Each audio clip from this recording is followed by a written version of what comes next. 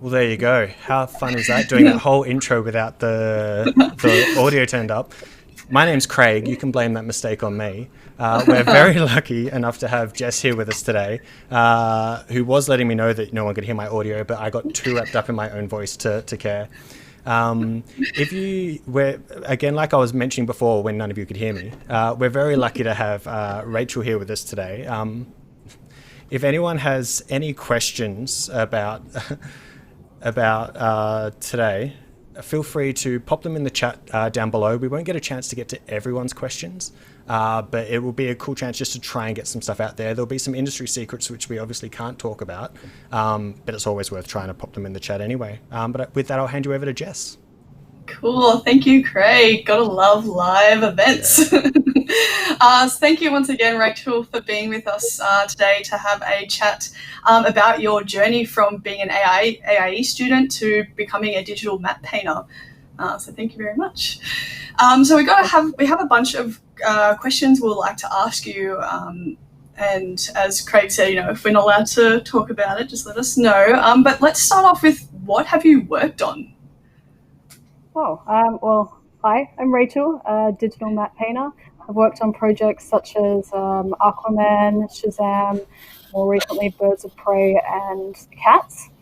Currently at Film Adelaide, so glad to be back home. Yeah, wow, that sounds amazing, and some huge titles there since leaving AIE. That's so impressive.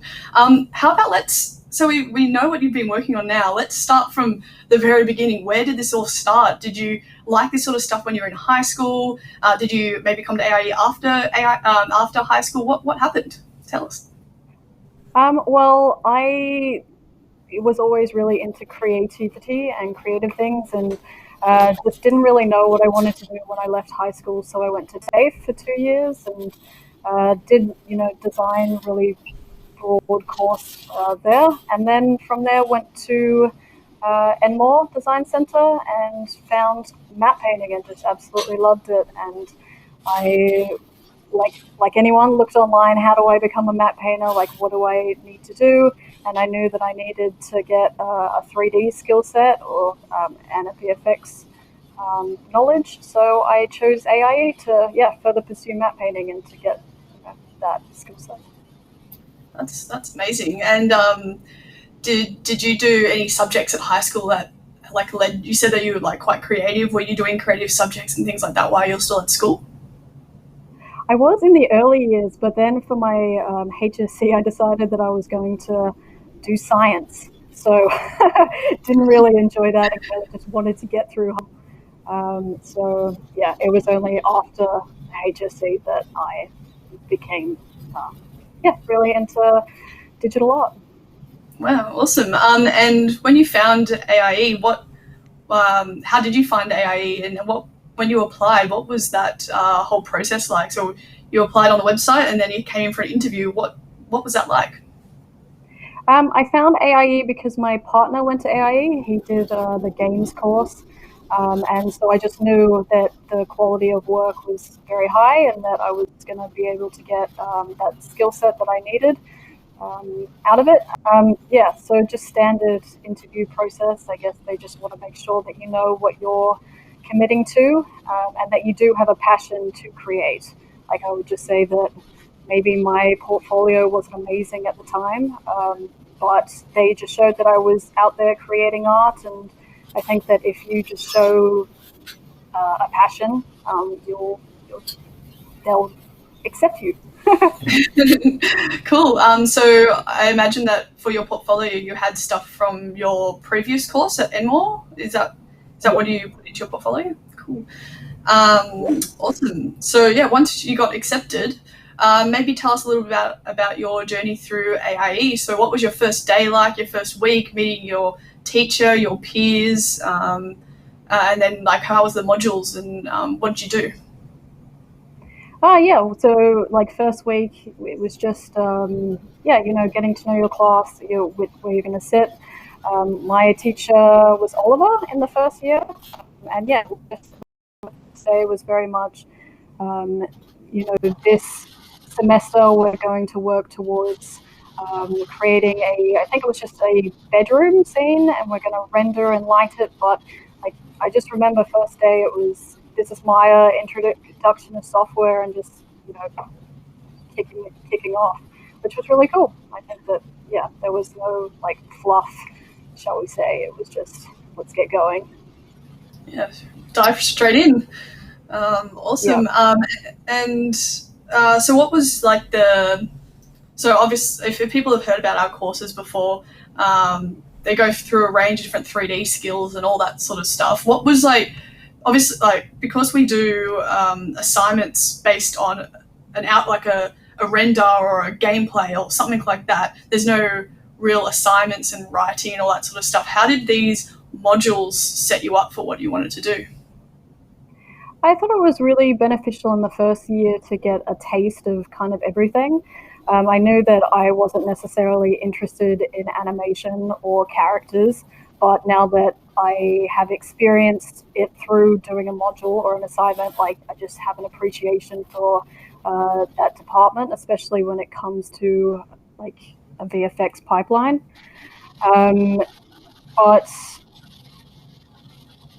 yeah, sorry, what was the second part of that question? That's right. How did these the modules that we do set you up? Which I guess that's kind of helped you. You are able now, when you're working, you're able to understand those processes. So you learned all these things while at AIE. I guess, what was it like doing the major project at the end of first year and then going into second year specializing in film? What did you do for your major project for first year? I made a game level. So I built a city environment in Unreal. And yeah, it was cool. I just, very much did generalist workflow and kind of, working in a team. It's, it was maybe not something I'm so proud of now that I think about it. But I think that I learned a lot about, being responsible for one thing and not letting your team down, and, also having to go off and learn yourself personal software, because, you're responsible for that.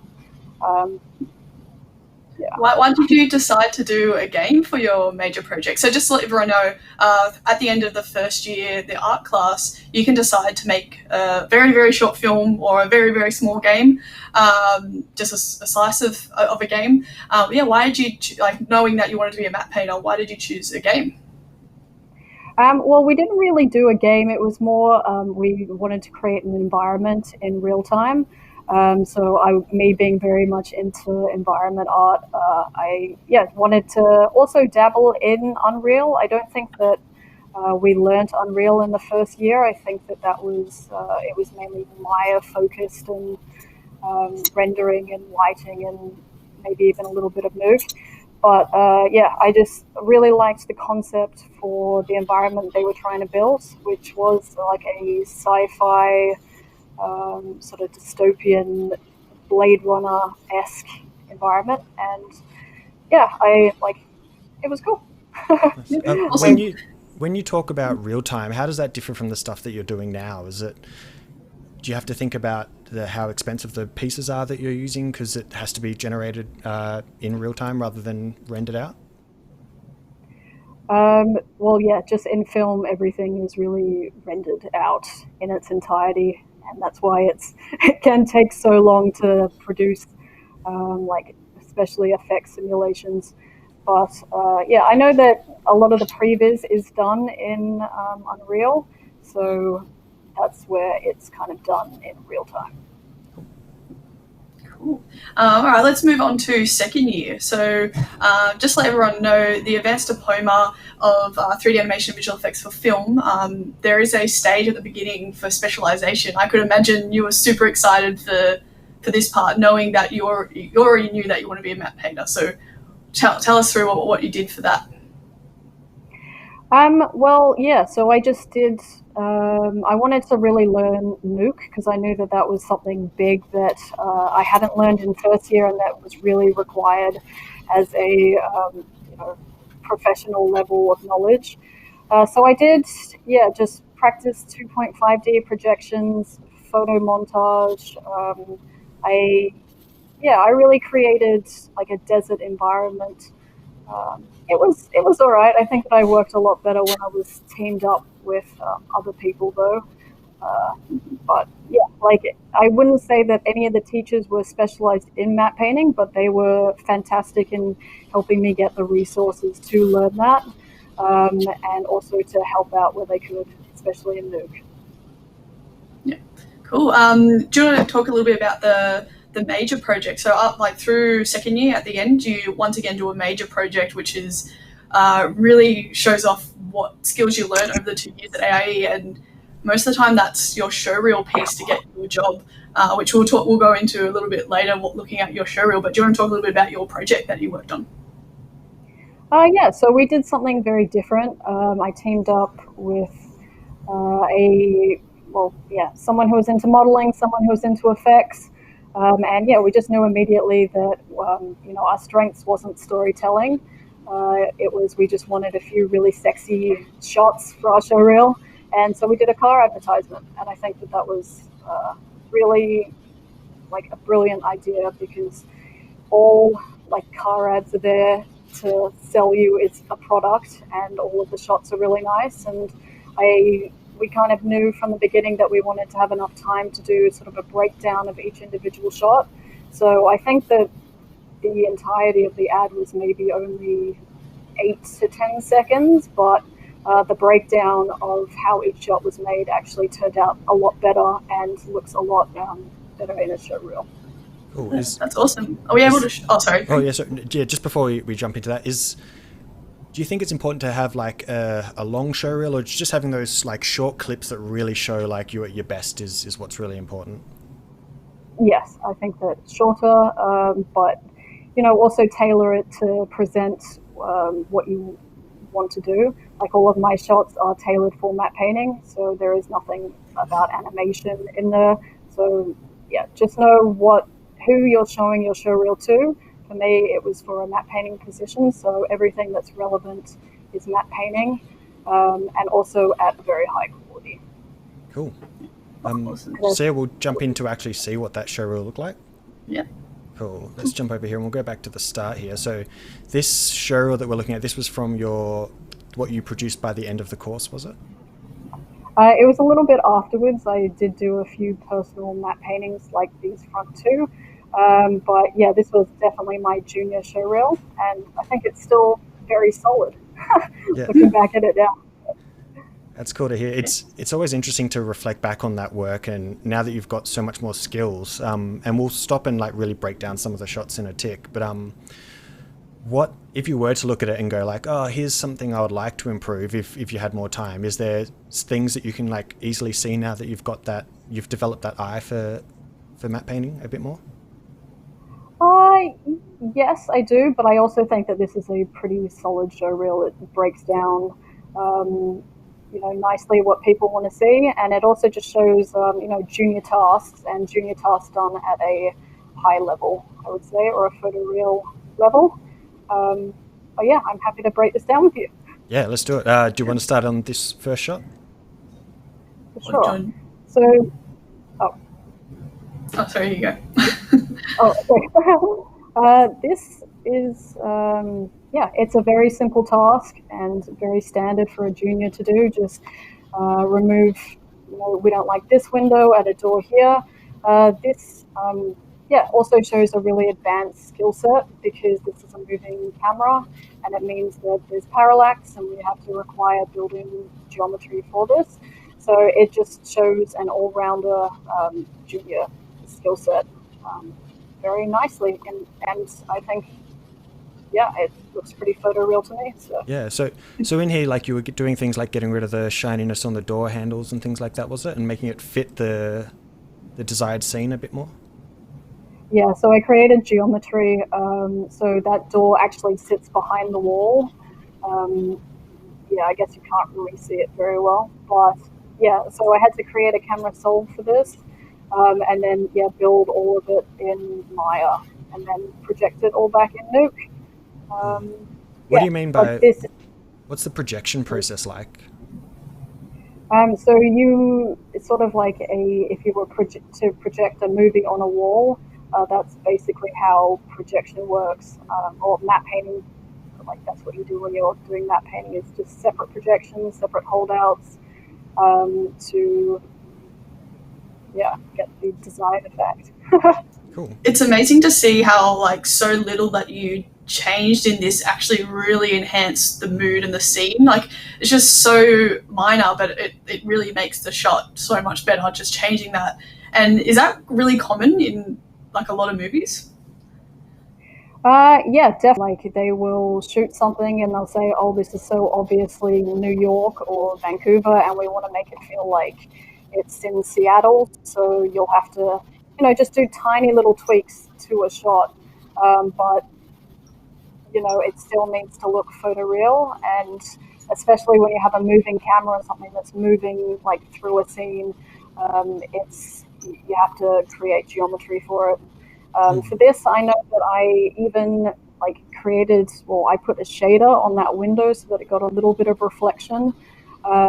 It's just like that extra 10% that really adds to the realism. Nice. Yeah, that's so awesome. We might jump to your car video. So was this the one you did this as your major project? Is that right for you two? Yeah, that's correct. The concept was I just wanted to do as many environments as possible and do several matte paintings. One guy just wanted to model a car and texture it, and we had two people on prop work either side, so just modeling and look diving and texturing, and one person doing all of the effects.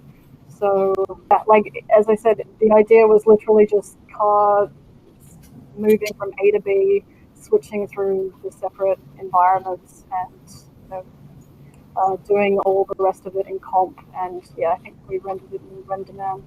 So did you have to model each of these poles and the backgrounds, and is this all like photos stitched together, or?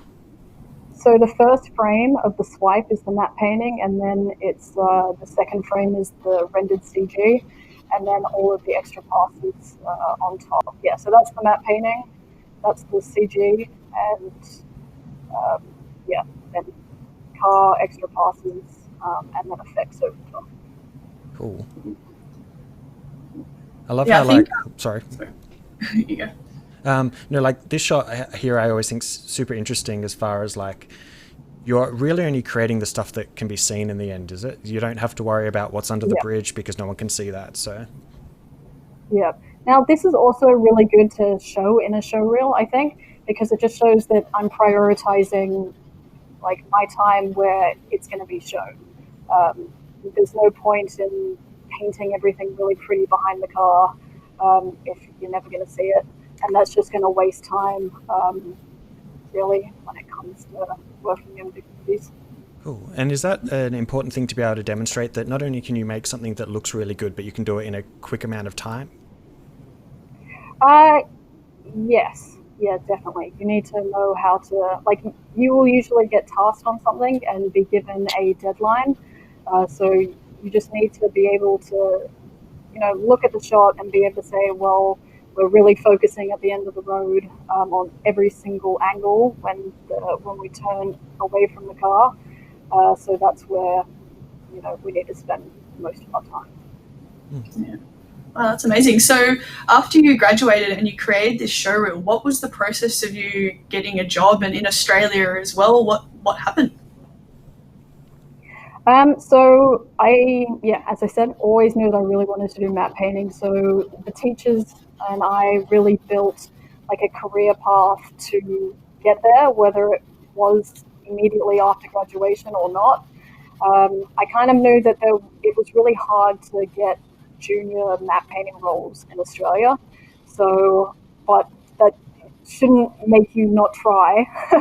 But so I just had everything already ready to go, like the website, the resume, the cover letter, and the showreel, obviously all tailored towards matte painting. So I kind of knew where the matte painting junior roles were going to be, and a lot of that is in Canada, especially at the moment, in Montreal.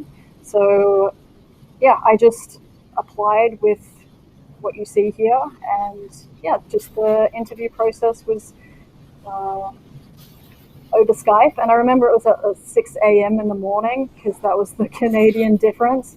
So, but yeah, I mean, they just want to see like that you're passionate, that you know what you're doing, that you know the skill set and the software, and yeah, like you'll go through your show reel and you'll break down each shot. And yeah, for me, they were really impressed with the car advertisement as well.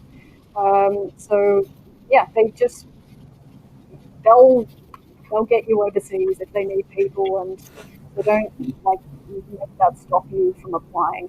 Um, yeah, it's a bit of a process getting a work visa, but the studio knows that they've done it with several people, and yeah, so just apply for every position. The only thing that I mean, they'll just tell you no, but they'll tell you no why. So then you'll know. What did it feel like when you sat down in that chair for the first time, getting your role as a digital map painter? Was it nerve-wracking? Was it exciting? Oh, it was so surreal. It was like so exciting for yeah, probably a whole year. It was like I made it. But no, like I worked really hard, and yeah, like I definitely put in all of the work to become the map painter. So it felt really deserved, and yeah, I'm really proud. Well done. Yeah. You should be. Yeah. Did you manage to see any other AIE graduates over in Canada? Just I think there was definitely a few that came over. I know that Stephen Macris, he also joined MPC at one point. But yeah, like I know several people from my year in UK and LA. So yeah, it's always fun to see a fellow graduate.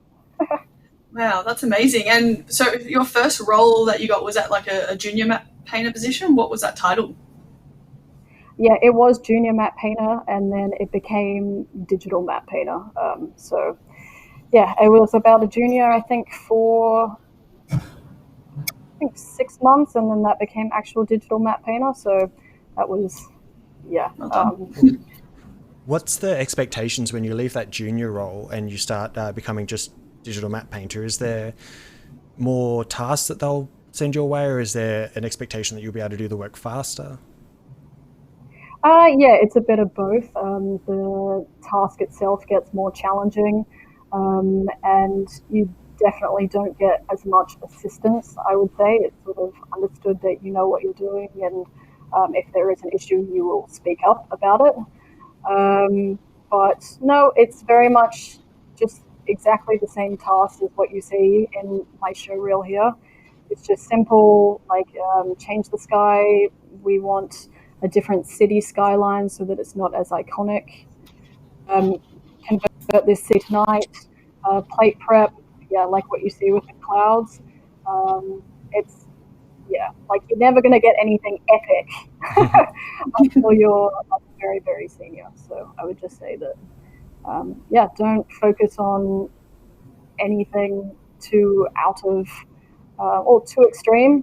Like they just want to see from your show reel a junior task being done really well, and that's why I think that Cool. this actually is very still holds up. Nice. I have a question here from the Argyle. Let's see if we can bring it up. Is digital map painting a competitive part of the industry? It's very niche, I would say. It's a competitive. Yes, but there's also a demand for it. I was at MPC, and there was about maybe 50 map painters all in a room.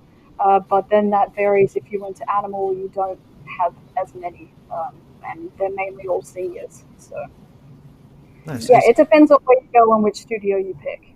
Mm-hmm. So some studios are more like animator heavy, or if you're allowed to talk about this, some studios will have a lot more animators or character artists, that kind of thing, and it will kind of vary, I guess, also between project? Yes, correct. But also studios have specialties. In the industry. Cool. What's your? Oh, sorry. There you I got go. another question there. And what's your position now back in Australia at the mill, if you're allowed to say? It's still digital matte painter. So still loving doing the same thing. And where do you see yourself in like 5 to 10 years?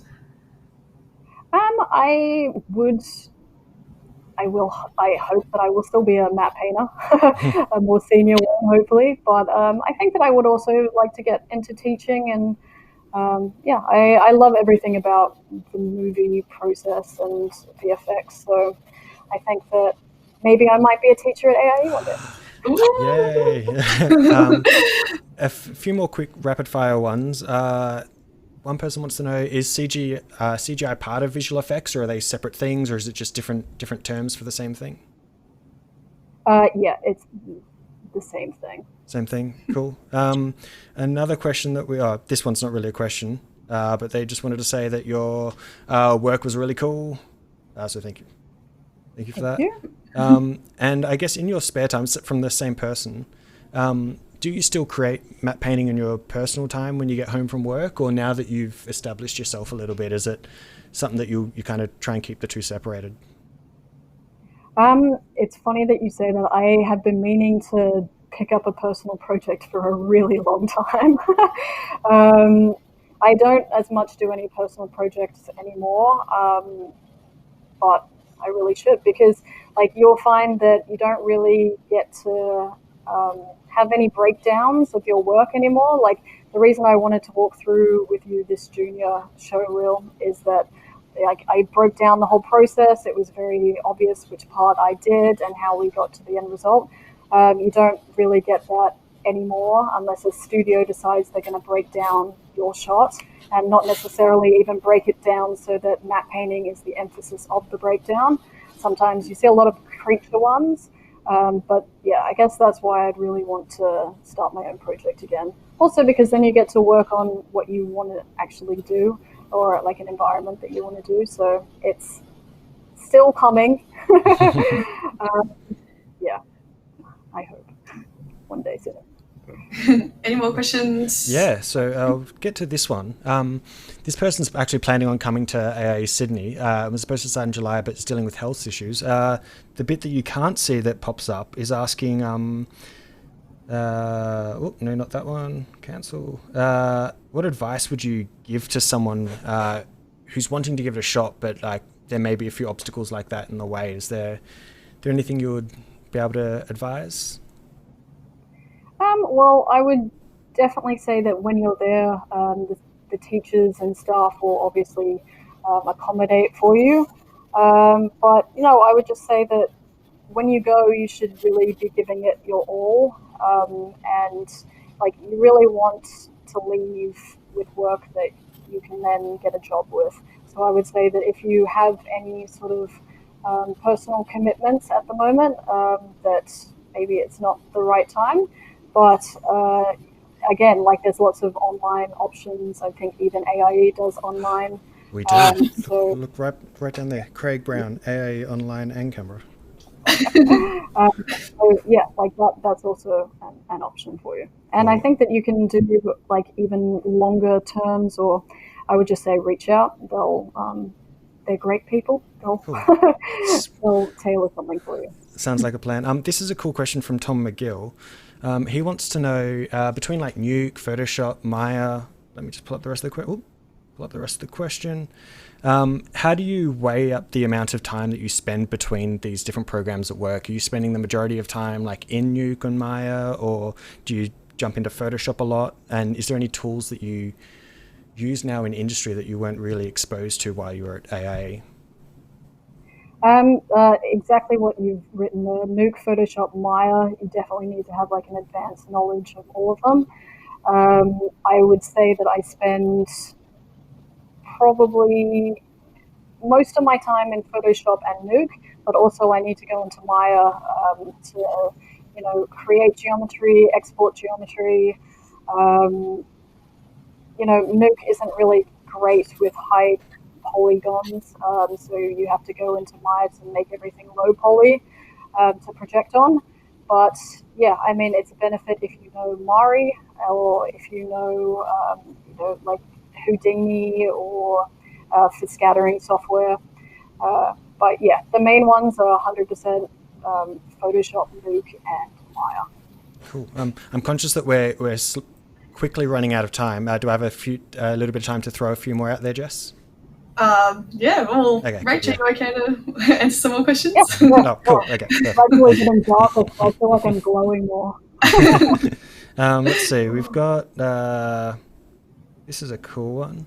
What was the hardest part of the process of making your own show reel? Was it choosing what goes up first? Did you overanalyze like what piece to stick at the front of your show reel versus the back? Yeah, so obviously everyone always says that put your best work up front, and then to close on a high note. Something I would recommend to people is look at, the superstars of the industry, like look at their show reel, what do they do? I guarantee you that it's always just the same thing, and you should just, mimic what they do, and that's definitely what I did for mine, which was, just copied someone else that was successful, and did it with my own work. And I know that the first thing that I put up in my show reel, in my student one, wasn't necessarily the prettiest, but it showed a simple task done really well, and obviously showed advanced technical skill. So nice. Another one regarding junior show reels. Any skills or techniques for like rotoscoping, match moving that you would recommend for a junior compositing show reel? Sorry, I was rereading it. Sorry, go for it. So rotoscoping and match move is definitely the junior task for compositing. So I would just say, look online, look on YouTube or Vimeo at what, just find one that you think is really good and ask yourself, why is this really good? And then just recreate it with your own work. Nice. I'll probably just go a few more before we let you escape. Some people are asking some really cool questions. Let's see. I've got this one here. If someone wanted to get into visual effects and work from home or in their own city, if they don't, say, have a studio as big as the Mill or something like that, do you have to move overseas for work, or is that something that... It's really hard. In VFX, everything is very confidential. So in no way would I ever be taking anything home or putting a USB or anything in my computer at work. It depends on who you're working for. I know that, advertising companies might be a little bit different. And it depends on... It will tell you in the job description if this is a work from home task or if this is you need to be in-house to work on this. And it's the same for, indie games versus AAA games.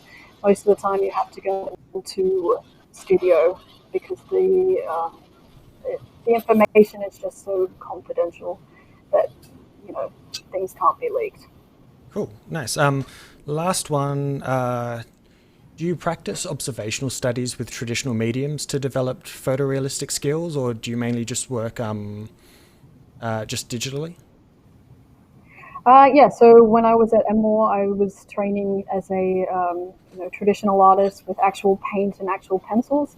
It only helps your CG skills if you have a traditional understanding of things.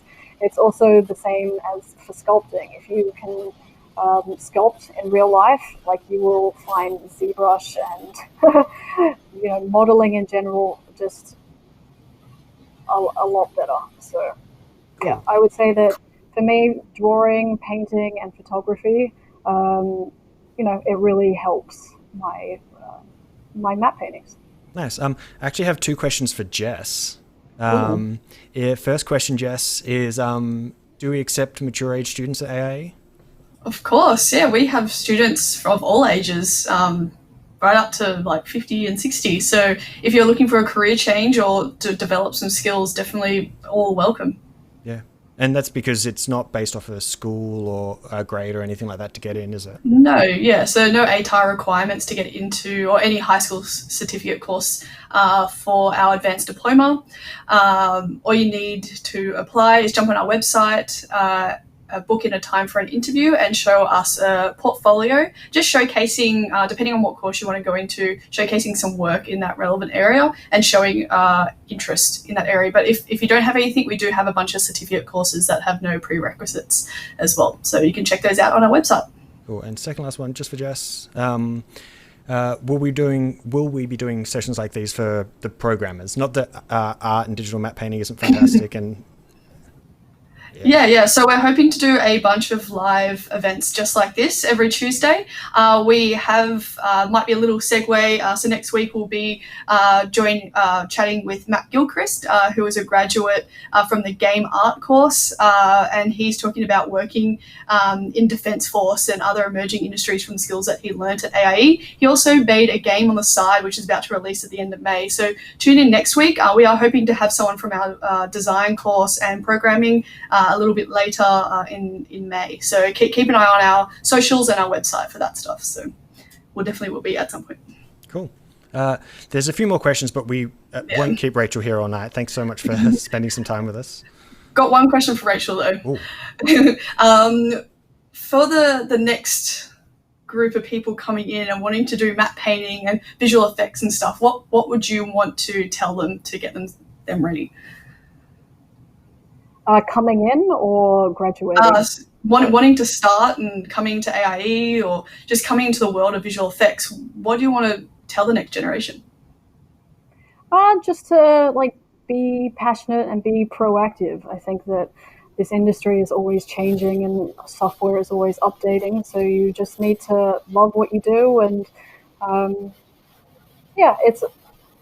it's really great to work on such big projects, and it's really special. So just be proactive.